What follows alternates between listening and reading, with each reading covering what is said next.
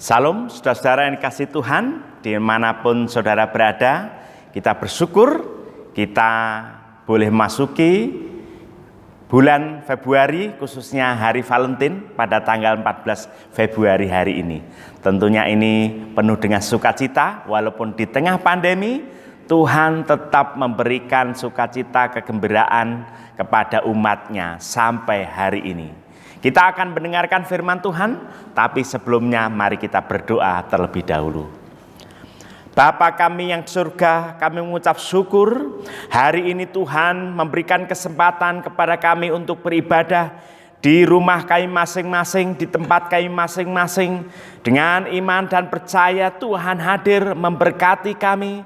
Dan seiring akan pendengaran firman-Mu, biarlah Tuhan membentuk kami sedemikian rupa menjadi orang-orang Kristen, menjadi murid Kristus yang sejati untuk menjalankan Injil yang murni, dan kami menjadi umat-Mu yang terus bergerak dan berdampak demi kemuliaan Tuhan, keluhuran umat manusia, dan biarlah gereja Tuhan dibesarkan melalui kehidupan kami pribadi lepas pribadi. Terima kasih Tuhan, berkati kami sekalian yang mendengarkan firman-Mu. Biarlah firman-Mu itu berkarya di dalam diri masing-masing, sesuai dengan pergumulan dan keberadaan serta situasi kami masing-masing. Dan sekalipun kami di tengah pandemi, kami percaya firman-Mu itu memberikan peneguhan iman dan pengharapan kami. Haleluya, amin. Nah, saudara-saudara yang dikasihi Tuhan, firman Tuhan hari ini saya berikan tema pribadi yang terus mengasihi sekalipun di tengah pandemi. Pribadi yang terus mengasihi sekalipun di tengah pandemi. Firman Tuhan terambil dari kitab Kejadian pasal 26 ayat 8 sampai 12. Kitab Kejadian pasal 26 ayat 8 sampai 12. Demikian firman Tuhan. Setelah beberapa lama ia ada di sana, pada suatu kali menjenguklah Abimelek, raja orang Filistin itu dari jendela, maka dilihatnya Ishak sedang bercumbu-cumbuan dengan Ribka, istrinya. Lalu Abimelek memanggil Ishak dan berkata, "Sesungguhnya dia istrimu. Masakan engkau berkata dia saudaraku?" Jawab Ishak kepadanya, "Karena pikirku jangan-jangan aku mati karena dia." Tetapi Abimelek berkata, "Apakah juga yang telah kau perbuat ini terhadap kami? Mudah sekali terjadi salah seorang dari bangsa ini tidur dengan istrimu, sehingga dengan demikian engkau mendatangkan kesalahan atas kami."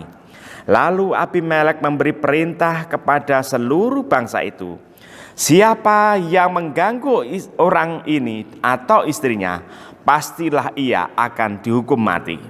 Maka menaburlah Ishak di tanah itu, dan dalam tahun itu juga ia mendapat hasil 100 kali lipat, sebab ia diberkati Tuhan. Saudara-saudara, sampai sedemikian jauh pemberitaan firman Tuhan. Yang berbahagia adalah kita yang membaca, mendengarkan firman Tuhan, merenungkannya, terlebih lagi melakukannya di dalam kehidupan sehari-hari. Haleluya. Saudara, pribadi yang terus mengasihi sekalipun di tengah pandemi.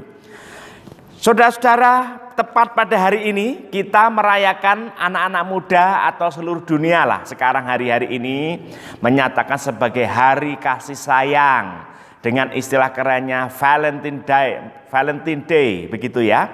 Dan ini menjadi sesuatu yang menyenangkan. Apakah betul-betul demikian? Di tengah pandemi ini terasa berbeda.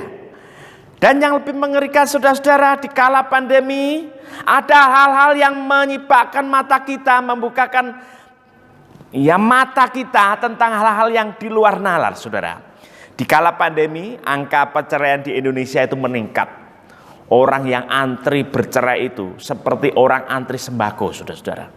Berjejer sampai di luar kantor KUA itu. Mereka terus-menerus melakukan antrean. Tetapi yang miris lagi, saudara-saudara, menjelang hari Valentine ini beberapa hari yang lalu kita mendapatkan kisah viral. Beberapa hari yang lalu ada namanya wedding organizer, penyelenggara nikah gitu ya, yang mempromosikan pernikahan dini, yaitu pernikahan sejak anak-anak usia mulai dari 12 tahun. Bayangkan saudara-saudara, usia 12 tahun anak-anak itu tahapnya asik-asiknya bermain. Zaman saya dulu ya, mungkin hari ini asik-asiknya main game, mungkin begitu ya. Anak itu harus menikah. Buat apa pacaran? Langsung menikah saja. Langsung menikah, mereka dijanjikan bahagia. Selain itu mereka juga beramal, melakukan perintah agama begitu ya. Tentunya ini meresahkan saudara. Ini meresahkan banyak orang, dan inilah fakta tentang cinta kasih hari ini. Cinta kasih yang mulai kehilangan sisi sucinya. Cinta kasih itu pemberian Tuhan, maka sejatinya cinta kasih dan cinta mencinta itu adalah kekudusan. Cinta yang kudus sebagai bagian melekat dalam diri manusia itu mulai ternoda hari-hari ini. Mulai tercemar dan pudar. Karakter asli dari cinta kasih itu pudar saudara-saudara. Nah itulah dunia. Dunia di mana kita hidup. Kita sebagai umat Tuhan tidak boleh terseret ikut-ikutan, tercemar, dan mempermainkan cinta sebagai bagian pemberian dari Tuhan itu. Cinta dan kasih kita, segala kegiatan mengasihi, tindakan mencinta harus didasarkan kepada firman Tuhan. Nah di dalam Alkitab sendiri memberikan contoh yang banyak tentang pribadi-pribadi yang mencinta sesuai dengan karakter yang Tuhan inginkan.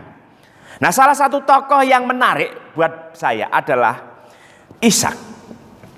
Ishak ini menjadi teladan bagi bangsa Israel dan juga menjadi teladan bagi kita hari ini. Sebagai umat Kristen, keteladanan Ishak pun hari-hari ini juga didengungkan di gereja-gereja Tuhan, umat-umat Tuhan.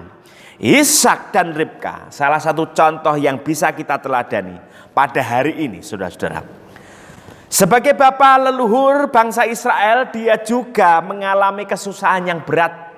Keluarganya juga ada masalah, penuh masalah, keluarganya juga tidak sempurna. Dan melalui kesusahan yang hebat, cintanya itu juga diuji. Melalui hidupnya kita bisa belajar pengalaman mencinta di dalam keluarga itu. Biarlah dikatakan hari-hari kasih sayang ini kita semakin menunjukkan cinta dan kasih kita kepada pasangan kita, kepada anak kita, kepada keluarga kita, kepada orang-orang yang mengasihi. Bahkan dalam ekstrim tertentu kita harus melampaui kasih itu adalah kita mampu mengasihi, mencinta orang yang memusuhi kita. Saudara-saudara, itu ada sebuah perintah agung yang diberikan oleh Tuhan Yesus. Dan ini benar-benar sulit. Tetapi orang Kristen harus melampaui kesulitan itu. Bahwa cinta itu juga diberikan kepada orang yang memusuhi. Nah saudara-saudara, Ishak dan Ribka memberikan yang luar biasa kepada gereja Tuhan. Di dalam keteladanan yang mencinta. Ada dua perenungan yang bisa saya ambil dalam persiapan firman Tuhan hari ini. Yang pertama adalah mencinta menyatu dalam pengampunan. Mencinta menyatu dalam pengampunan. Saudara-saudara yang dikasih Tuhan, orang Israel mereka hafal bahwa mereka itu punya 3 bapa leluhur. Siapa mereka? Mereka adalah Abraham, Ishak dan Yakub. Tetapi mereka punya hati yang interest atau hatinya itu memiliki perlakuan yang berbeda kepada Ishak itu. Kenapa? Karena Ishak itu dari 3 bapak orang Israel antara Abraham, Ishak dan Yakub, ketiganya itu yang monogami itu cuma Ishak, saudara-saudara. Bapak yang pertama Abraham, dia poligami. Dia menikah dengan Kedura juga, lalu Hagar juga, saudara-saudara, poligami. Anaknya Ishak yang namanya Yakub sama Esau, poligami juga. Tetapi Ishak ini monogami, saudara-saudara. Dia satu-satunya dari ketiga bapak Israel yang dia setia kepada Ribka. Satu, dia yang pertama dan terakhir. Disitulah pusat cintanya. Disitulah dia mengasihi sampai akhirnya. Dan Ishak ini menjadi teladan, sekaligus sejenis perintah yang ideal kepada bangsa Israel sampai hari ini. Kalau berkeluarga, kalau beristri, contohlah Ishak. Jangan seperti Abraham maupun Yakub. Ishak itu monogami. Dan ini menjadi sesuatu yang mendalam di dalam perenungan-perenungan orang beriman. Ishak bapak Israel yang monogami itu menjadi teladan bagi orang Israel dan tentunya gereja. Ishak ini saudara-saudara dalam pembacaan perikop yang kita baca hari ini, dia berada di dalam sebuah wabah. Jadi pada waktu itu, wabah itu terjadi begitu luar biasa, yaitu wabah hama itu. Jadi hama yang menyerang gandum, ladang-ladang pertanian, entah hama wereng, entah hama belalang atau apapun. Sehingga terjadi wabah hama yang luar biasa yang mengakibatkan di mana-mana di daerah tinggalnya itu gagal panen. Kalau orang itu sudah gagal panen, bisa dilanjutkan dengan apa saudara-saudara? Kelaparan itu sudah menghantui.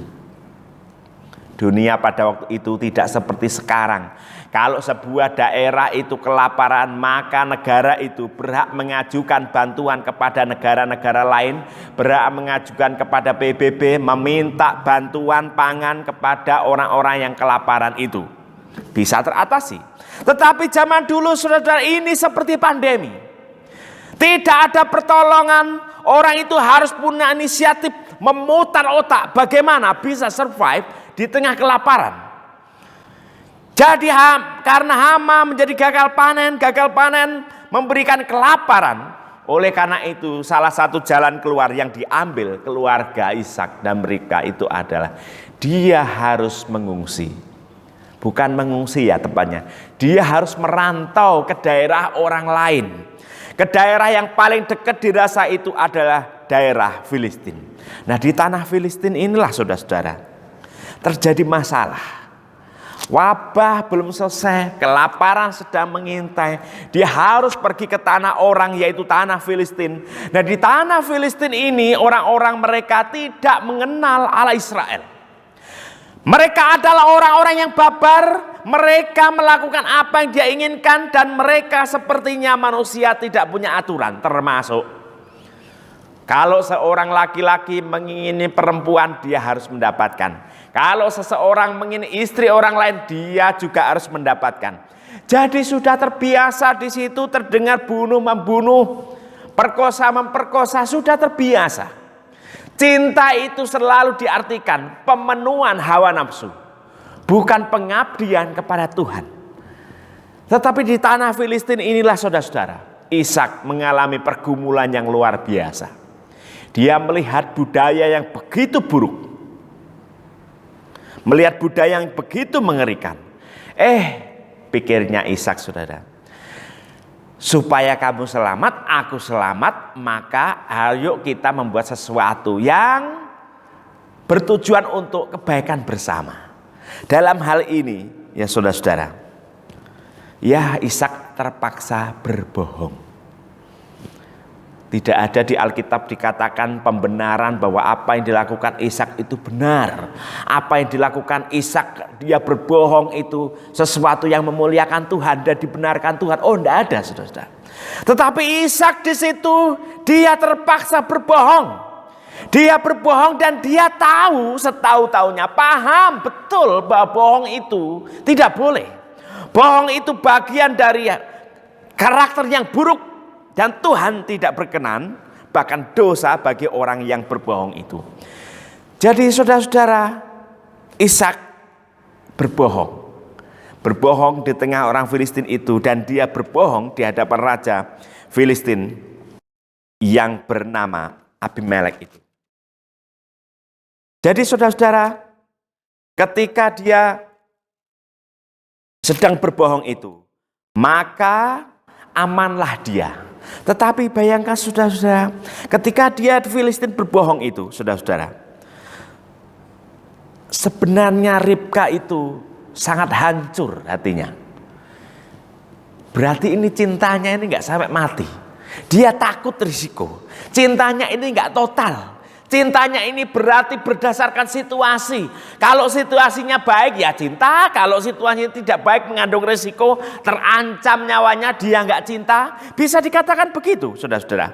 Tentunya sebagai seorang istri, saudara-saudara, Ribka ini merasa tertekan. Ribka merasa dirinya dikhianati dan tentu dalam hatinya dia itu marah yang luar biasa. Tetapi inilah kenyataan pahit yang harus dialami Ribka. Karena kebohongan itu menjadikan malapetaka di dalam keluarganya itu. Maka Abimelek mendapati, loh ternyata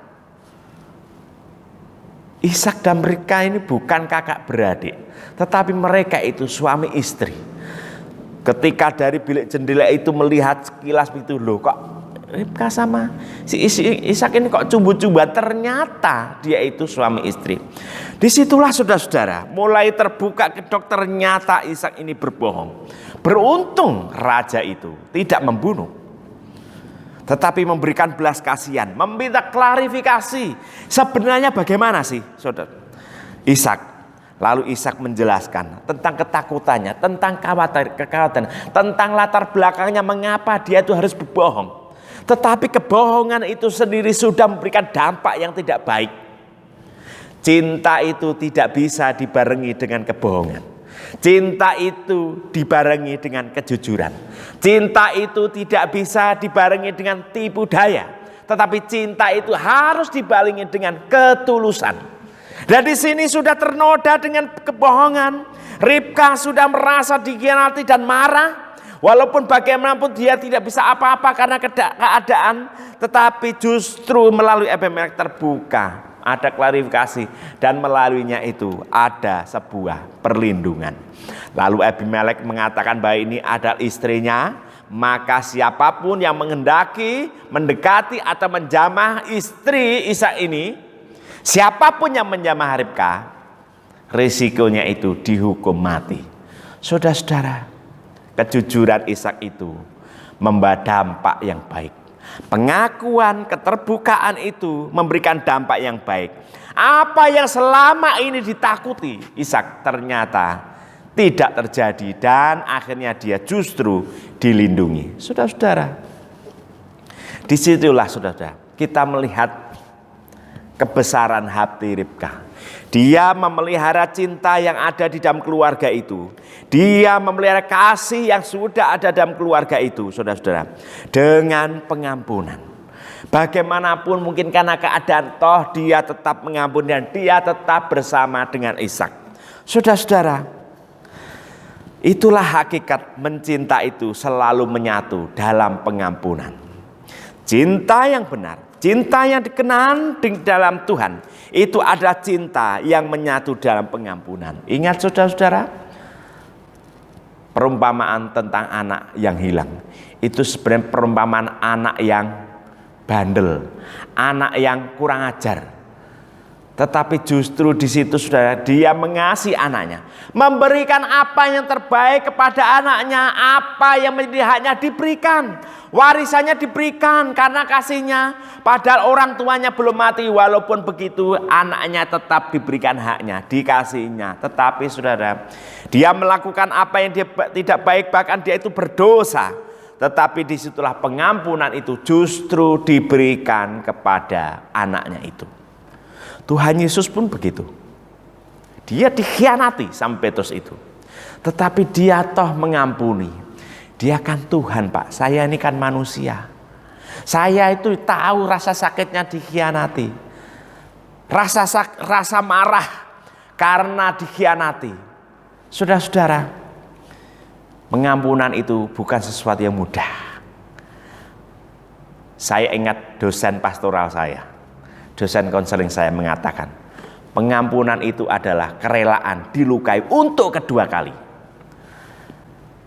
Jadi orang yang mau mengampuni itu adalah orang yang luar biasa. Dia benar-benar bisa mempunyai hati yang tegar. Dia mempunyai hati yang seperti Tuhan inginkan, penuh dengan pengampunan itu. Dan disitulah cinta sejati itu bisa terwujud. Tetapi saudara-saudara, kita bisa mengampuni bukan karena kekuatan, kedikdayaan kita, kemaha-kekuatan kita, bukan. Tetapi itu ada karya Tuhan. Jadi orang yang mau mengampuni harus didahului dengan apa? Orang itu dekat dengan Tuhan. Kalau orang itu jauh dari Tuhan, orang itu tidak pernah menyapa Tuhan, hatinya itu hambar terhadap Tuhan, jangan kira orang itu bisa mengampuni. Tetapi karena dikatakan orang ini sertai Tuhan, Ishak dan Ribka itu disertai Tuhan, justru cinta dan pengampunan itu jalan beriringan. Saudara-saudara, baiklah kita mengoreksi diri kita masing-masing. Bagaimanakah perilaku kita? Bagaimana perilaku mencinta di dalam diri kita?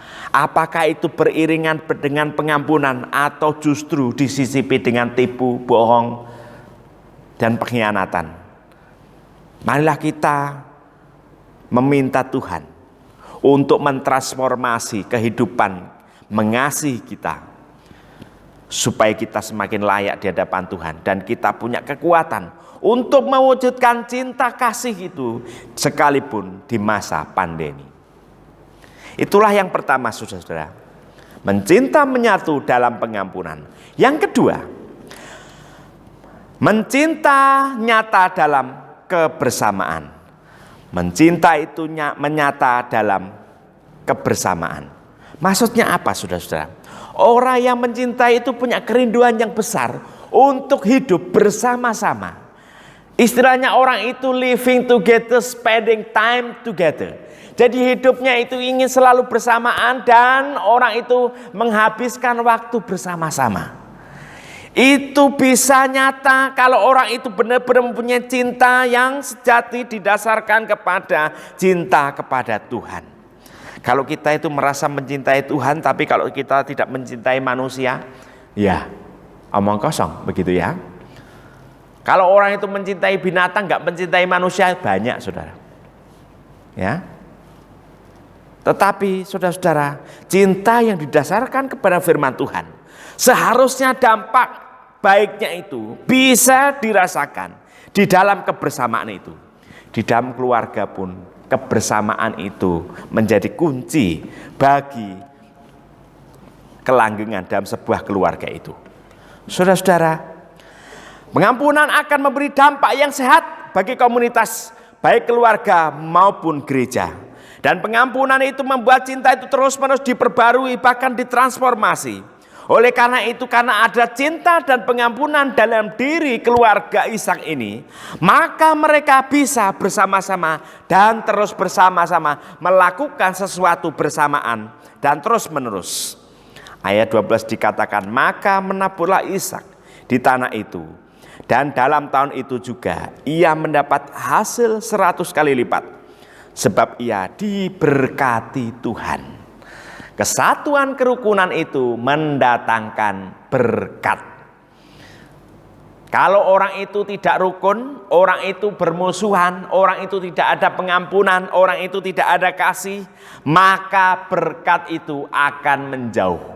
Banyak keluarga yang dulu diberkati Tuhan, ketika mereka sudah tidak saling cinta, keluarganya maka berantakan, berkatnya pun menjauh, berkat pun itu berhenti. Dan Tuhan tidak berkenan bagi orang-orang yang tidak ada kesatuan, tidak ada kerukunan. Tuhan tidak berkenan memberkati, saudara-saudara. Jadi di sini karena ada cinta dan pengampunan, mereka akhirnya bersama-sama mengawali sesuatu dari bawah. Mereka Ishak dan Ribka itu, saudara-saudara, mengawali usaha bersama-sama dari titik nol. Ketika kelaparan itu sudah mereda, mereka mendapatkan ladang di situ dan dia menabur di situ. Saudara-saudara, mereka bekerja bersama-sama, menghabiskan waktu bersama-sama. Apakah mereka mulus-mulus saja? Oh enggak. Namanya pribadi dua pribadi yang menyatu selalu ada konflik. Tidak ada relasi yang sempurna. Karena tidak ada relasi yang sempurna, maka tidak ada komunitas yang sempurna. Komunitas apapun, termasuk komunitas dalam keluarga, tidak ada yang sempurna. Semua punya permasalahannya dan pergumulannya masing-masing. Kadang orang itu bisa melihat, oh orang itu betapa bahagianya, betapa keluarga itu rukun, akur, semuanya baik-baik saja. Padahal keluarga itu pun punya pergumulan. Akhirnya orang itu iri terhadap keluarga yang lain. Oh tidak, saudara-saudara. Setiap keluarga tidak ada yang sempurna. Oleh karena itu setiap keluarganya punya masalahnya. Karena apa? Pribadi punya masalah sendiri. Ketika bertemu dengan pribadi, dia juga punya masalahnya sendiri. Ini membentuk keluarga. Tentu di situ ada masalah. Tetapi yang pernah saudara-saudara, di situ selama ada cinta dan pengampunan melangkah beriringan dan menyatu di dalam keluarga itu, maka disitulah di dalam kebersamaan Tuhan itu memberkati. Karena mereka rukun, mereka mencintai dengan begitu rupa menjadi teladan bagi orang yang beriman. Tuhan pun menyertai mereka dengan memberkati mereka. Apa yang dilakukan? Segala sesuatunya yang dilakukan itu berhasil. Bertaninya berhasil, bahkan lebih dari segala berhasil. Dikatakan apa? Ia mendapat hasil 100 kali lipat. Saudara-saudara, kasih kita mau berlipat-lipat, berkat kita itu mau berlipat-lipat, kesehatan kita itu mau berlipat-lipat. Prinsipnya itu cuma satu, kita itu dekat kepada Tuhan, dan kita menunjukkan perilaku mencinta, tindakan mengasihi itu dengan sungguh-sungguh berdasarkan ketulusan, sebagaimana Tuhan Yesus teladankan kepada kita. Cinta dan pengampunan jika jalan bersama menunjukkan sebuah kerukunan, dan disitulah Tuhan menurunkan berkat-berkatnya. Saudara-saudara, setiap kita punya pergumulannya masing-masing. Hari-hari ini cinta kasih itu diobral, cinta kasih mengalami pundaran, cinta kasih mengenoda, cemar. Dunia ini menghancurkan cinta kasih yang tulus dari Tuhan. Tetapi Tuhan menyertai kita. Cinta antara Ishak dan Ribka itu sebagai contoh. Dan lebih itu ada Tuhan Yesus itu mengasihi kita secara total, mengampuni kita secara total, melakukan apapun demi kebaikan kita. Dia pun meminta kita sebagaimana Tuhan mengasihi kita. Kita itu juga mengasihi orang-orang yang ada di sekeliling kita. Anak kita, pasangan kita, suami kita, istri kita, keluarga, kerabat kita kasihi, saudara-saudara. Ini ada sebuah perintah, bukan baru, tetapi Tuhan mengatakan kepada kita di dalam 1 Yohanes 4 ayat 7 sampai 8. Dan ini menjadi ayat emas kita, saudara-saudara. Dikatakan di sini, saudara-saudaraku yang kekasih, marilah kita saling mengasihi, sebab kasih itu berasal dari Allah. Dan setiap orang yang mengasihi lahir dari Allah dan mengenal Allah. Saudara-saudara, di sini kita melihat bahwa Allah itu kasih, dan siapa yang mengasihi Allah berarti dia itu adalah anak-anak Allah. Allah itu kasih, tetapi kasih itu bukan Allah. Maksudnya apa, saudara-saudara? Banyak orang menyalahgunakan kasih mencinta itu. Orang bisa melakukan hal-hal yang di luar dugaan, bahkan melakukan kriminal didasarkan pada cinta. Tetapi orang yang mengasihi Allah melakukan cinta kasihnya itu berdasarkan apa yang Tuhan sudah firmankan. Saudara-saudara, cinta itu membuat kehidupan makin bertumbuh. Cinta kasih itu menghasilkan sukacita. Cinta kasih itu membebaskan, bukan membuat orang itu terikat. Tetapi dalam keterikatan itulah kita semakin dibebaskan. Kita semakin dibebaskan dari hal-hal yang buruk. Dan setiap perbuatan baik yang didasarkan pada cinta kasih itu selalu terpancar keindahannya bagi orang lain. Dan akan memberikan efek dan dampak yang nyata bagi orang yang ada di sekeliling kita. Saudara-saudara, Ishak dan Ribka memberikan teladan yang baik bagi kita. Saudara-saudara, walaupun disisipi dengan tipuan dan kebohongan, toh Ribka tetap mengampuni. Keluarga ini unik, saudara-saudara. Ya, keluarga ini unik. Abraham di Mesir itu juga bohong, takut kalau dibunuh. Diikuti dengan anaknya Ishak, juga bohong di Filistin, takut karena nyawanya terancam. Begitu juga nanti anaknya Ribka, Yakub itu juga bohong. Bohongnya itu juga sudah diusulkan. Inisiatornya itu adalah Ribka, ya. Nanti ketika Yakub itu pergi ke pamannya namanya Laban, bohong juga, saudara-saudara. Jadi ini keluarga berbohong. Jadi walaupun manusia itu di dalam kehidupannya penuh dengan tipu daya, tetapi justru di sini Allah ingin menunjukkan bahwa Allah itu tetap adalah kasih. Kasihnya itu tidak pernah berubah.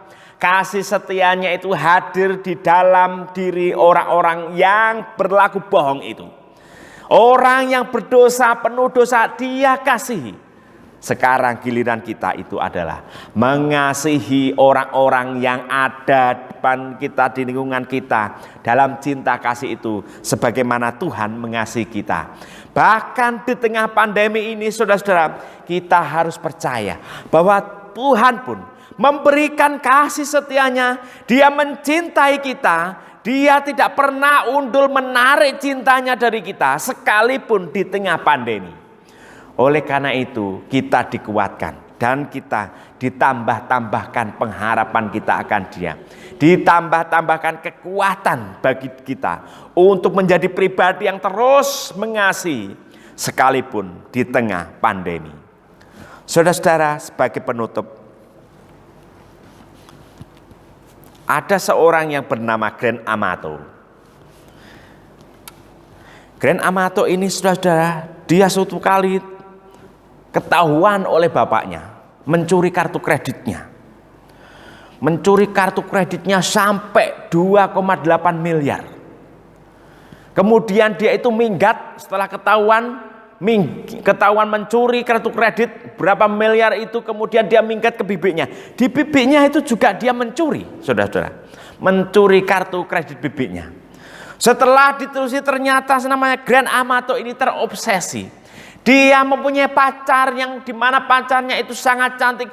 Dan dia itu cinta mati, tergila-gila, bahkan melakukan hal-hal, bahkan mematikan kehidupan orang. Saudara-saudara, Grand Amato ini terobsesi. Ternyata bukan dengan cewek yang ada sekelilingnya atau teman kuliahnya atau kenalnya, bukan. Tetapi dia itu terobsesi dengan cewek webcam.